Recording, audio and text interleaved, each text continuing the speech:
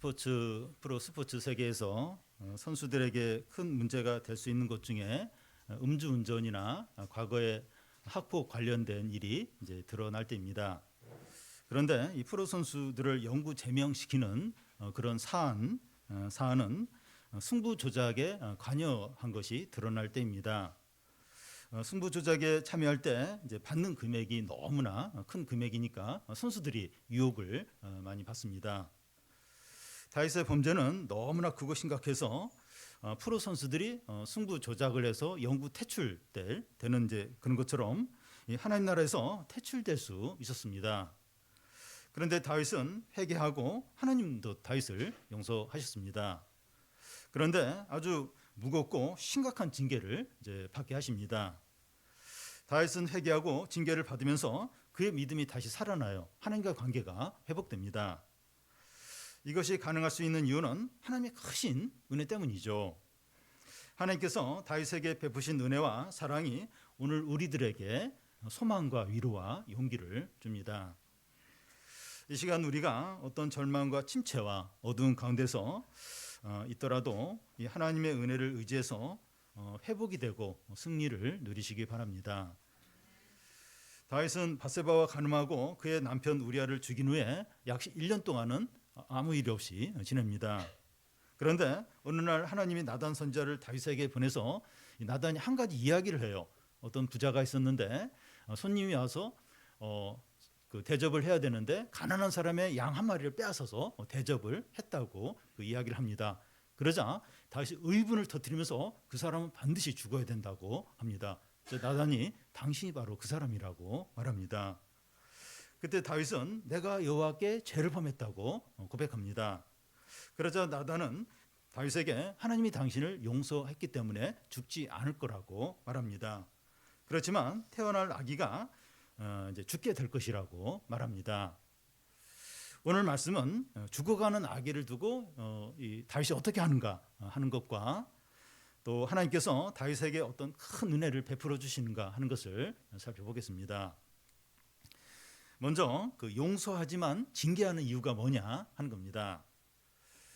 오랜 영화이지만 그 밀양이라는 이제 영화가 있는데 기독교를 오해할 때 생길 수 있는 문제를 다룬 영화입니다.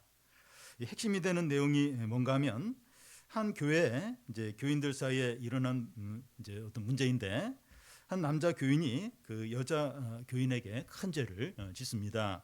그래서 그 남자 교인은 이제 감옥에 이제 들어갔어요. 그런데 이 피해를 당한 여자 교인이 이 남자 교인을 교인이 너무나 이제 밉고 그런 미움이 많았지만 그 예수님의 이름으로 용서를 해야지 몇 번씩 다짐을 하고 그 남자 교인을 만나러 이제 감옥에 이제 찾아가게 됩니다. 이 여자는 감옥 면회소에서 이 남자 교인을 만나게 되는데 이 남자는 환한 미소를 띠면서 반갑게 맞아주는 겁니다. 그러면서 하는 말이 자기 죄에 대해서 하나님께 용서를 받아서 너무 행복하다는 겁니다.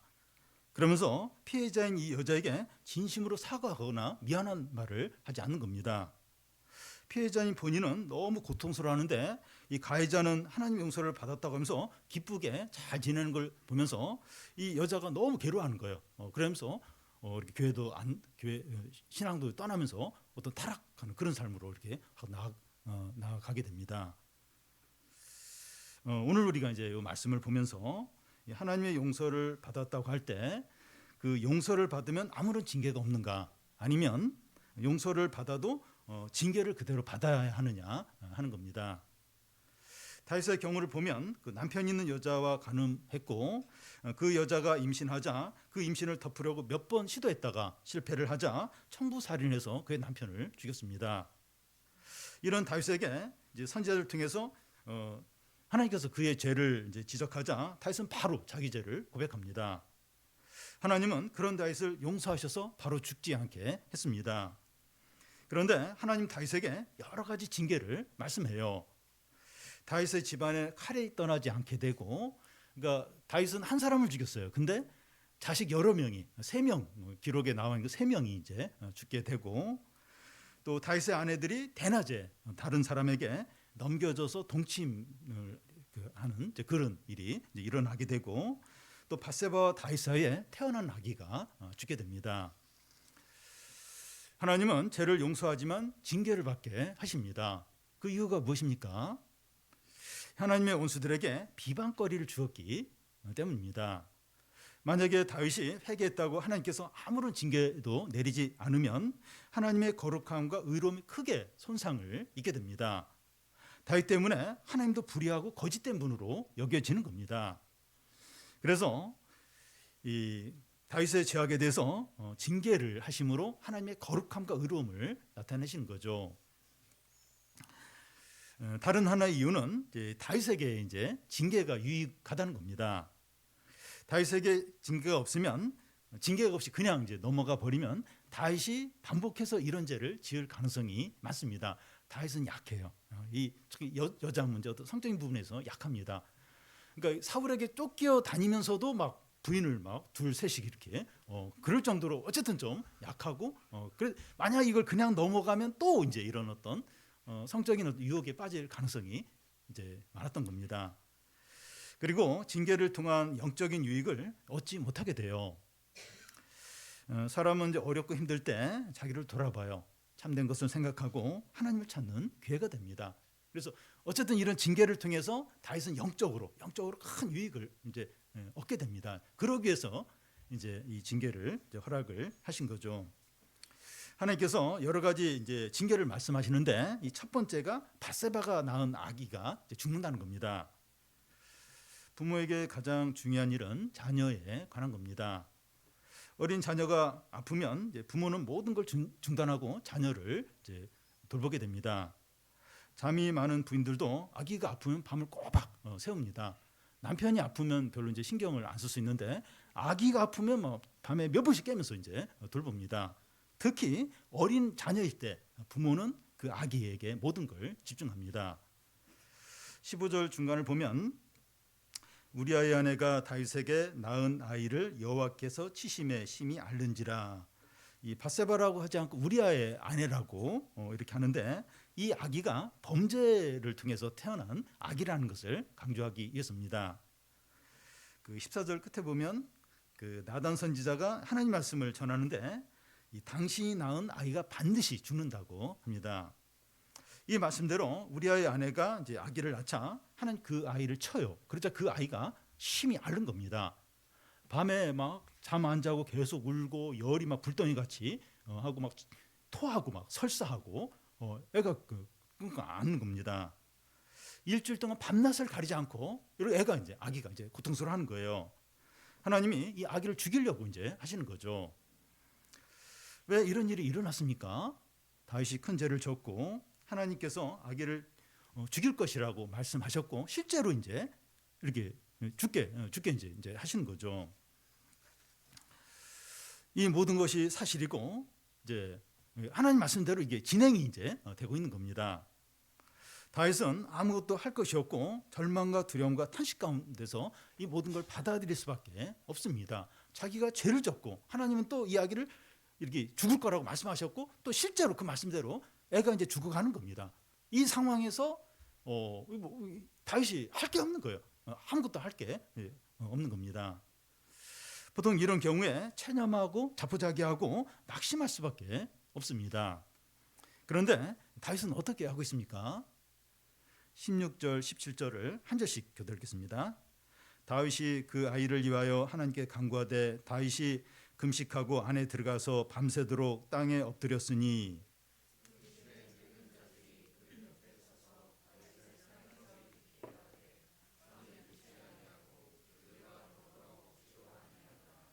다윗은 중범죄를 지었고 하나님은 아기를 죽일 것이라고 말씀하셨고 그 말씀대로 이루어지고 있습니다. 이것은 사실이에요. 현실이에요. 이거 모든 게 다 사실입니다. 이게 현실이 지금 그렇습니다. 이런 사실과 현실만 생각하면 아무것도 할 수 없고 아무 소용이 없죠. 다윗은 죄를 졌고 회개했는데 하나님이 이런 징계를 내린다고 그리고 그 말씀대로 실제로 이루어지고 있어요. 이게 사실이고 현실입니다. 여기서 뭘 할 게 있고 뭘 어떻게 할 수 있겠습니까?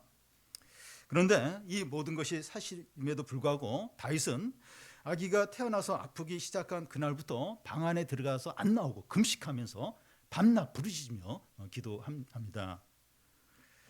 아기가 아픈 7일 동안 계속 그러니까 안 먹는 거예요. 아무것도 안 먹고. 그러니까 나이든 신하가 들어가서 왕을 설득해요.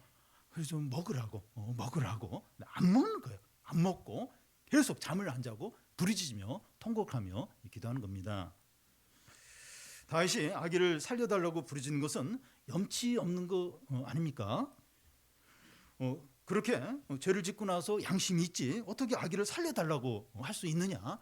할 수 있죠. 그럼에도 다윗이 하나님께 나와 부르짖을 수 있는 것은 하나님이 어떤 분인지 알고 있기 때문입니다. 하나님의 은혜가 끝이 없다는 것을 알고 있는 거예요. 분명히 자기는 엄청난 죄를 졌어요. 그래 하나님 그리 말씀해요. 죽는다. 그 아기 죽는다. 그리고 애가 또 죽으려고 하고 있어요. 그래도 이게 다 사실이에요. 자기가 잘못해서 이게 현실입니다. 그래도 하나님 은혜가 얼마나 큰가, 얼마나 큰가. 이걸 다윗은 알고 있는 겁니다. 염치가 없어서 그것도 아니고 그 다 사실인데 그래도 하나님 은혜가 얼마나 큰가, 하나님 어떤 분인가 다윗은 알고 믿고 있기 때문입니다.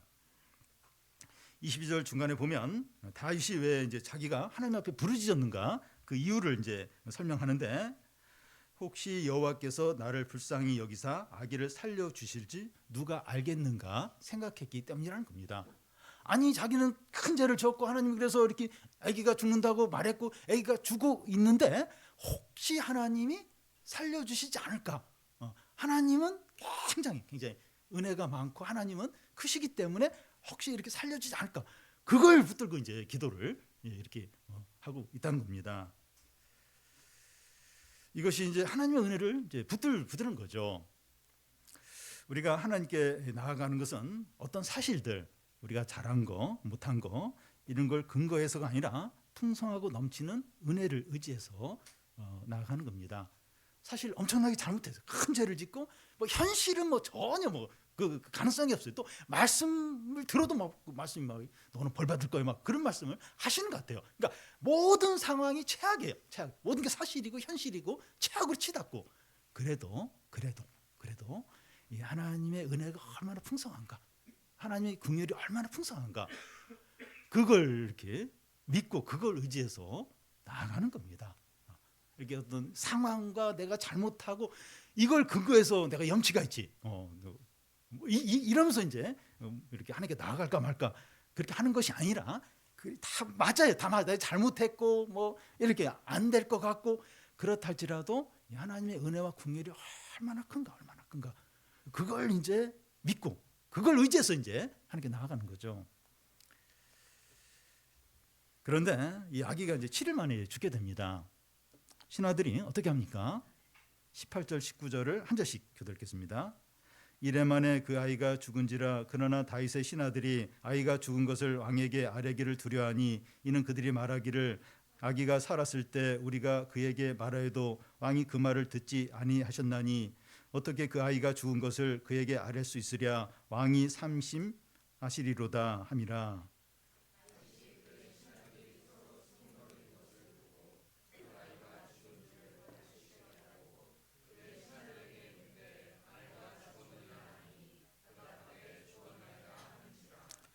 다윗의 신하들이 아기가 죽자 아기보다도 다윗을 더 크게 이제 걱정합니다. 아기가 살아있는 동안에도 금식하며 계로하며 밤낮 부르짖었는데 아기가 죽었다는 사실을 알면 아기를 따라가겠다 이러면서 식음을 전폐하고 더 이제 이렇게 죽으려고 이제 하지 않겠느냐 하는 거죠. 일반적으로 이제 가족이나 이제 사랑하는 사람이 이제 살아나도록 정성껏 돌보고 기도를 했는데 이제 죽게 이제 되었을 때 크게 낙심하면서 절망 가운데 빠져서 극단적인 생각을 이제 하기 쉽습니다. 그 정도로 실망과 좌절과 충격이 너무나 이제 크죠. 다윗은 방 안에서 홀로 부르짖으면서 아기의 상태에 대해서 관심이 많았을 거예요. 그래서 방 밖에 나는 소리에 이제 관심을 갖고 자기는 막 울부짖으며 기도하면서 혹시 애가 좀 나아지지 않았을까 그런 관심을 가지고 방 밖에 어떤 소리에 이제 이렇게 민감하게 귀를 기울였는데 느낌이 이상한 거예요. 밖에 느낌이 이상한 겁니다. 그래서 물어봐요. 아기가 어떻게 됐느냐? 그러니까 신하들이 죽었다고 대답을 이제 합니다. 신하들은 다윗이 이제 어떤 말을 하고 어떤 행동을 할까 긴장하면서 이제 다윗을 이제 지켜보는 겁니다. 다윗은 어떻게 합니까? 20절을 보면 같이 한번 읽겠습니다. 다윗이 땅에서 일어나 몸을 씻고 기름을 바르고 의복을 갈아입고 여호와의 전에 들어가서 경배하고 왕궁으로 돌아와 명령하여 음식을 그 앞에 차리게 하고 먹은지라. 저는 이제 다윗의 이 행동을 보면서 참 의외다, 특이하다. 전에도 이제 이 부분을 읽으면서 전 다윗 참 특이하다, 이해가 안 된다. 그런 생각을 이제 하게 됩니다. 그러니까 신하들도 도저히 다윗의 이런 행동이 이해가 이제 안 되는 거예요. 보통 이제 이런 경우에 맥이 다 풀리죠.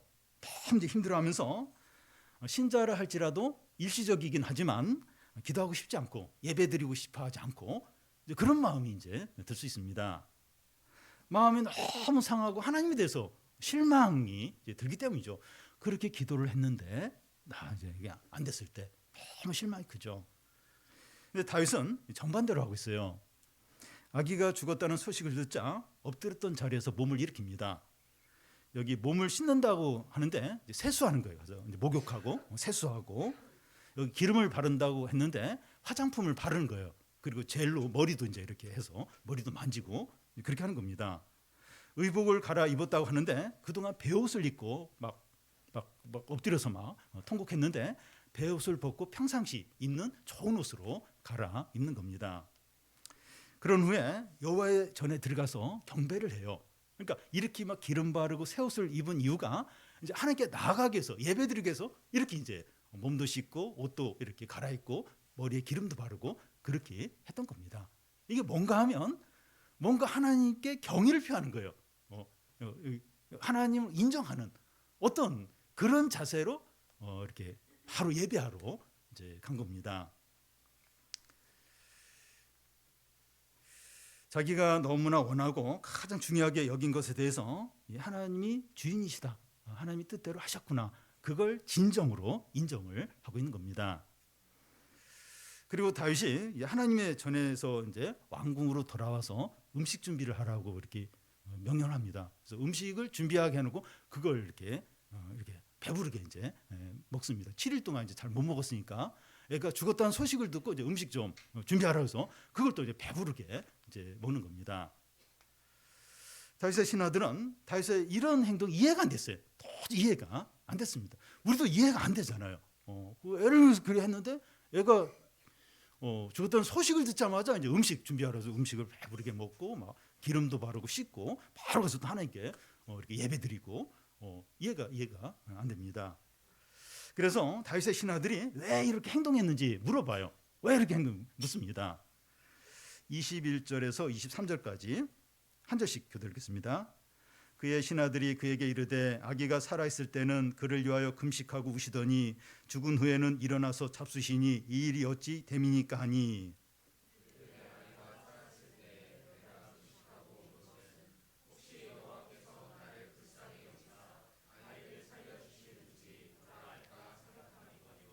지금은 죽었으니 내가 어찌 금식하랴.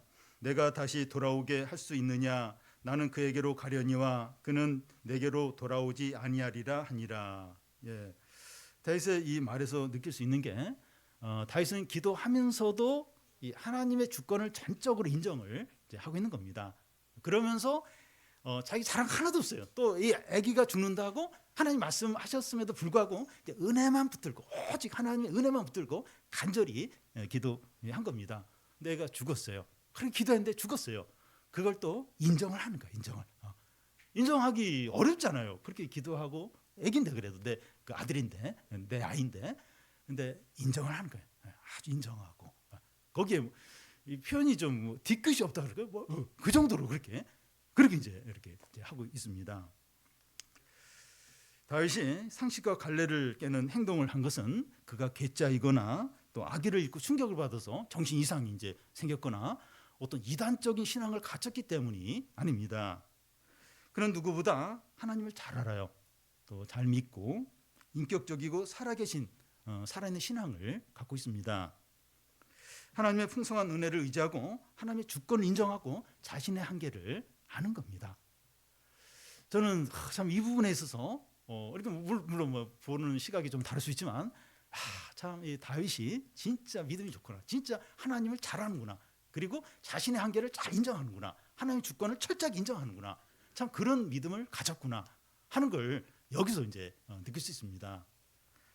이 쿨하다는 표현을 이제 쓸 때가 있는데 다윗의 신앙이 쿨한 신앙이다. 이 표현이 뭐 조금 가볍게 여겨질 수 있지만 참 좋은 의미에서 쿨한 신앙을 가졌다고 볼 수 있습니다. 그러니까 뭔가 자기 어떤 인간적인 거기에 안 매이는 거예요.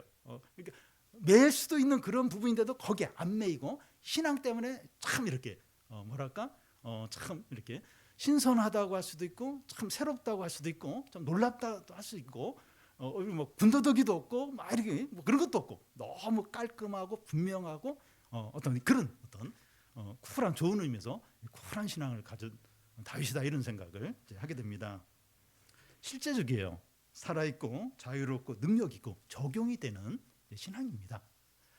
그러니까 이렇게 다윗을 흉내내서 이건 별로 의미가 없어요. 뭐 흉내 이렇게 돼서 이런 상황에서 이렇게 혹시 두들겨 맞을지 몰라요. 그 욕을 먹지 몰라요. 이런 다윗의 흉내를 내면 그건 의미가 없고 진짜 살아있는 신앙, 인격적인 신앙, 진짜 은혜를 붙들고 그 하나님의 주권을 인정하고 자신의 한계를 인정하고 이제 그런 신앙을 가질 때 이런 어떤 신선한 이런 이제 행동, 이런 어떤 삶을 살 수 있다고 생각이 됩니다. 다윗은 7일 동안 밤낮 금식하며 부르짖으며 기도했는데 상황은 달라지지 않았어요. 아기는 이제 죽었습니다. 다윗이 하나님의 은혜를 붙들고 간절히 기도한 게 아무 소용이 없구나 이런 생각이 들 수 있습니다.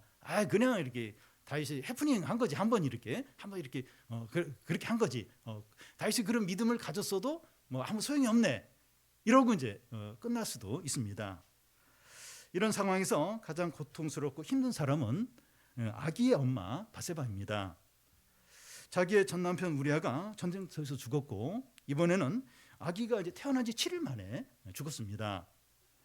바세바는 남편 몰래 가늠한 것에 죄책감이 너무 이제 컸을 것 같고 그래서 하나님께서 자기에게 벌을 주셨다는 그런 생각이 들면서 더 어떤 고통스럽고 힘들었을 겁니다. 그래서 다윗은 이제 바세바를 위로를 합니다. 그런데 사람의 위로는 한계가 있어요. 하나님이 위로해 주셔요. 그게 이제 진짜 위로가 되죠. 24절, 25절에 하나님이 어떻게 위로를 해주시는가 하는 게 나와 있는데요. 교대로 읽겠습니다. 다윗이 그의 아내 바세바를 위로하고 그에게 들어가 그와 동침하였더니 그가 아들을 낳음에 그의 이름을 솔로몬이라 하니라. 여호와께서 그를 사랑하사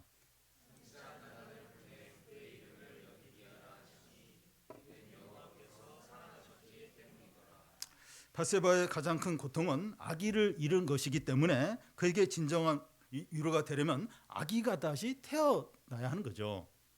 그래서 다윗이 바세바를 위로하고 동침을 했는데 하나님께서 아들을 주셨습니다. 그 아기 이름이 솔로몬이에요. 솔로몬이 태어나자 하나님은 나단 선지자를 보내서 여디디아라는 이름을 주는데 그 뜻이 하나님의 사랑을 입었다 하는 뜻입니다. 24절과 25절 우리가 방금 읽은 그 두 절에 하나님이 그를 사랑하셨다 하는 말이 두 번이나 반복해서 나옵니다. 솔로몬은 나중에 다윗을 이어서 이스라엘 왕이 되고 성전을 짓게 되고 이스라엘 역사상 최고의 부흥을 이루게 됩니다. 이런 솔로몬이 바세바와 다윗 사이에서 태어난 아들인 거예요. 그 첫째는 이제 죽었고 그 다음에 태어난 아들이 바로 이 솔로몬입니다. 다윗과 바세바는 이런 사랑을 받을 자격이 없어요. 뭐 이렇게 잘한 게 없어요. 잘한 게 없습니다. 이런 어떤 사랑을 받을 자격이 없습니다. 두 사람 다 큰 죄인이죠. 그런데 죄가 더한 곳에 은혜가 넘칩니다. 또 하나님이 다윗에게 이제 어떤 위로를 하시는가 하면 우리가 읽지 않았지만 그 26절에서 31절까지를 보면 요압과 그의 군대가 포위하고 있던 암몬 사람의 납바성이 거의 점령이 되니까 요압이 다윗에게 연락을 해서 군사들을 이끌고 와서 이 성을 왕의 이름으로 점령하시라고 그렇게 연락이 옵니다. 그래서 다윗이 군사를 이끌고 가서 납바성을 함락을 시키는데 그 성의 왕이 쓰던 이제 왕관을 가져왔는데 그 무게가 한 달란트 30kg에 달하는 거. 이제 금 열관의 무게가 30kg나 되는 겁니다. 그리고 무수한 이제 전리품을 챙기고 그 백성들은 톱질과 썰매질과 철 도끼질과 벽돌구이하는 일을 그 이제 그 정복한 그 암몬 사람들을 이제 그런 일을 이제 시킵니다. 전쟁에서 이기고 많은 전리품을 얻게 되니까 이스라엘 백성들은 다윗에게 환호하는 거예요. 열광을 하는 겁니다. 다윗은 이제 하나님의 징계로 인해서 많이 위축이 되어 있었어요. 약해져 있었는데 큰 위로를 받고 용기를 얻는 겁니다. 그러니까 백성들은 단순해요. 전쟁에서 이겨서 막 전리품을 많이 가져오고 또 이렇게 뭔가 종으로 이렇게 삼을 수 있는 어떤 포로들을 많이 데려오고 이러면 뭐 좋아하는 거죠. 다윗이 이 범죄로 인해서 많이 위축이 돼요. 많이 약해져 있는데 이런 일을 통해서 막 위로를 받아요. 막 용기를 이제 얻게 됩니다. 다윗은 죽어가는 아기를 위해서 하나님의 은혜를 의지해서 간절히 기도했지만 아기는 죽었어도 그는 하나님을 경외하고 주권을 인정하고 은혜를 의지했습니다. 그러니까 참 이렇게 자기가 그렇게 기도했는데 안 됐어요. 그래도 이제 그런 가운데서도 다윗은 하나님의 주권을 인정하고 은혜를 의지하고 그게 무슨 소용이 있는가? 근데 안 그런 거예요. 그때 당장은 이제 뭔가 아무 게 소용이 없는 것 같은데 하나님이 이제 솔로몬 이렇게 다시 아들을 주셨는데 이스라엘에 큰 부흥을 일으킬 그 아들 솔로몬을 주시고 또 이제 그 어떤 전쟁에서 이기게 하셔서 또 전리품을 많이 좀 가져오고 그러면서 또 막 백성들의 어떤 막 지지를 받게 하는 그런 위로를 주시고 하나님 이제 이런 분이십니다. 그러니까 당장은 이렇게 은혜를 붙들고 막 이렇게 해도 뭐 되는 일이 없고 막 이제 당장은 그런 것 같아도 그 하나님을 의지하고 경외하고 하나님의 주권을 인정하고 그런 믿음에 대해서 그러지 않은 거예요. 하나님 그러지 않은 겁니다. 그 솔로몬을 주면서 2번이나 여호와가 그를 사랑하시나. 그럴 자격이 없어. 다윗이나 바세바나 또 솔로몬도 막 좀 약간 뭐 이렇게 죄인의 자식처럼 막 눈치 보고 그럴 것 같은데 안 그런 거예요. 여호와께서 그를 사랑하시 2번이나. 그리고 그 솔로몬을 통해서 엄청난 부흥을 일으키시고 또 막 전쟁에서 이겨서도 막 위로하고 막 높여주시고 하나님은 그런 자격이 없는 그러니까 죄가 더한 곳에 은혜가 넘치는 겁니다. 하나님은 그런 분이십니다. 어떤 상황에서도 은혜와 긍휼을 베푸시는 하나님을 믿고 바라보고 의지할 때 하나님은 그렇게 행하세요. 그렇게 믿고 의지하는 사람이 그렇게 행하십니다. 은혜와 긍휼을 쫙 의지하고 믿는 사람은 하나님이 그에게 은혜와 긍휼을 계속해서 베푸시는 거죠. 하나님은 다윗을 용서하셨지만 징계하셨습니다. 우리는 용서만 해주시고 징계를 하지 않으셨으면 얼마나 좋을까 이런 생각을 하게 됩니다. 확실하게 그냥 용서해주고 막 징계 이런 건 없고 그러면 얼마나 좋을까 생각합니다. 물론 징계가 고통스러워요. 너무나 힘듭니다. 그런데 이 징계를 통해서 가장 귀한 것들이 만들어지게 됩니다. 시편 51편은 다윗이 바세바 범죄한 후에 회개하면서 하는 그런 기도의 어떤 시편인데요. 그 시편 51편 2절, 10절, 17절을 제가 한번 읽어보겠습니다. 나의 죄악을 말갛게 씻기시며 나의 죄를 깨끗하게 제하소서. 하나님이여 내 속에 정한 마음을 창조하시고 내 안에 정직한 영을 새롭게 하소서. 하나님께서 구하시는 제사는 상한 심령이라. 하나님이여 상하고 통회하는 마음을 주께서 멸시치 아니하시리이다. 다윗은 태어난 아기가 병들어 죽어갈 때 7일 동안 밤낮 금식하면서 이런 기도를 했을 겁니다. 나의 죄를 용서해 주시고 내 영혼에 정직한 영을 허락하여 주시오. 주님은 통회하는 심령을 기뻐하십니다.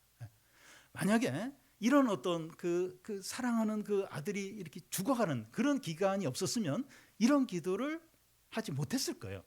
근데 너무나 좀 살려야 되는데 하나님 그 애를 치시는 거예요. 이제 그러면서 이제 진짜 자신의 본 모습을 보면서 회개를 하면서 하나님을 찾으면서 이런 때 아니면 만들어질 수 없는 아주 귀한 것들을 이 고통의 시간, 이 징계를 받는 시간에 이렇게 그게 만들어지도록 하시는 거죠.